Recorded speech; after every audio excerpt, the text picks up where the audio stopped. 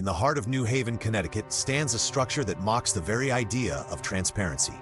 A monolithic tomb of brownstone, devoid of windows, doors disguised as walls, and an aura of deliberate obscurity. No plaques announce its purpose. No tours invite the curious.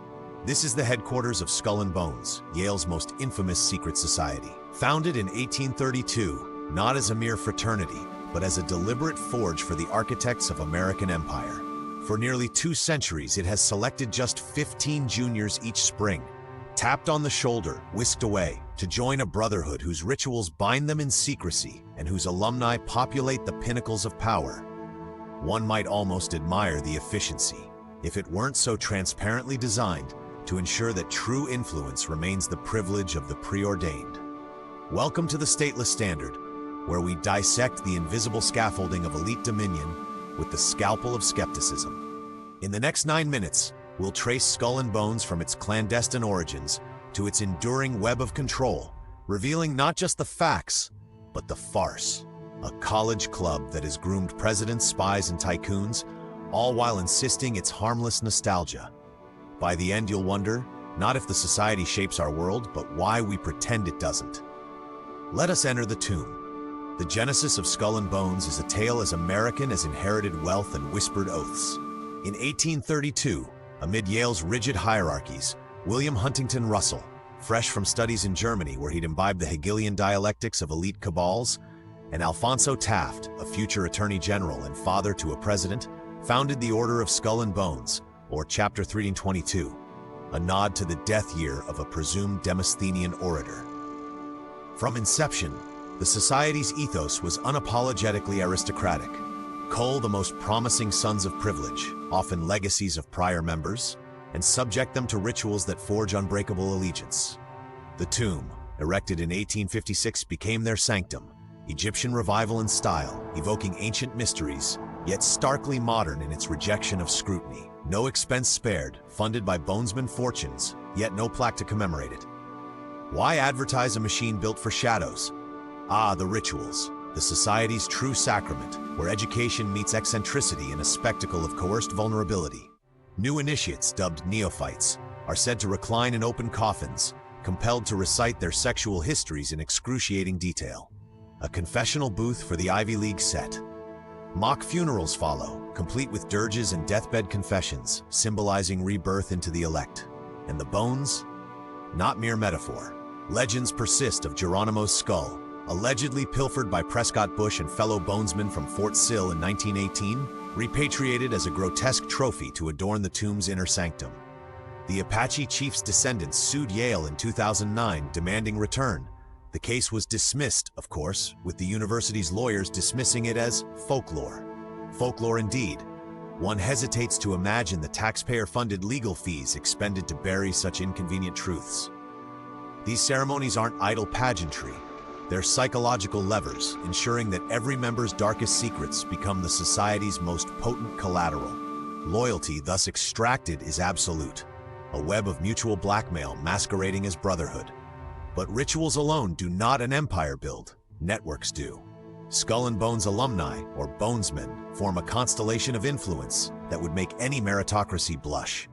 Consider the Oval Office. William Howard Taft, initiated 1874. The only man to serve as both president and chief justice. His son, Charles Phelps Taft, a perpetual contender. Fast forward to the 20th century. Prescott Bush, 1917, the senator whose banking firm, Brown Brothers Harriman, financed the Nazis before pivoting to American exceptionalism. His son, George H.W. Bush, 1948, CIA director turned vice president turned president, whose single-term tenure orchestrated the Gulf War's oil-soaked choreography. And grandson George W., 1968, inheriting the throne in 2000 amid the most contested election in modern memory, courtesy, one suspects, of familial ties to the Supreme Court's deciding vote. Another Bonesman echo.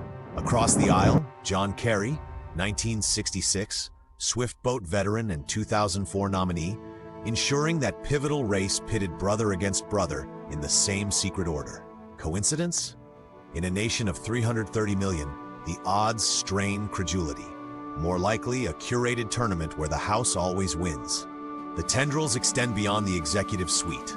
In finance, Henry P. Davison, 1912 of J.P. Morgan fame, Averell Harriman, 1913, railroad baron and Roosevelt's envoy, whose firm merged with Bush's to form the nexus of Wall Street's old guard. Media? Henry Luce, 1917, founder of Time, Life, and Fortune, who editorialized the American century into existence, conveniently aligning with Bonesman agendas. Intelligence? The Society's Yale cradle birthed the OSS during World War II, with Bonesmen like Richard Bissell, 1931, engineering coups from Iran to Guatemala. Even today, whispers link the order to cybersecurity firms and hedge funds, where anonymous power brokers shape digital frontiers. It's a symphony of synergy. A Bonesman at the Fed greenlights a loan, another at the Times buries the story, a third in Langley provides the intelligence. No grand conspiracy required, just the quiet efficiency of shared alumni directories. The zenith of cynicism arrives in 2004, that electoral farce where democracy's theater reached absurdist heights. George W. Bush, ensconced in the White House, faced John Kerry in a contest scripted by fate or fraternity. Both men, when pressed on their shared bonesmanship, demurred with identical smirks. It's a secret. One might chuckle at the candor if it didn't underscore the rot, a two-party charade where red and blue are but rival chapters of the same ledger.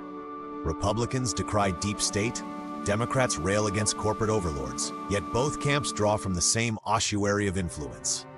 Skull and Bones transcends ideology, ensuring that policy, be it endless wars or deregulated finance, serves the society's invisible charter.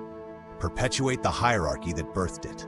Yet for all its Gothic pomp, Skull and Bones endures not through force, but through complacency. The tomb still squats on High Street, tapping its annual 15, now including women since 1992, a concession to optics rather than equity.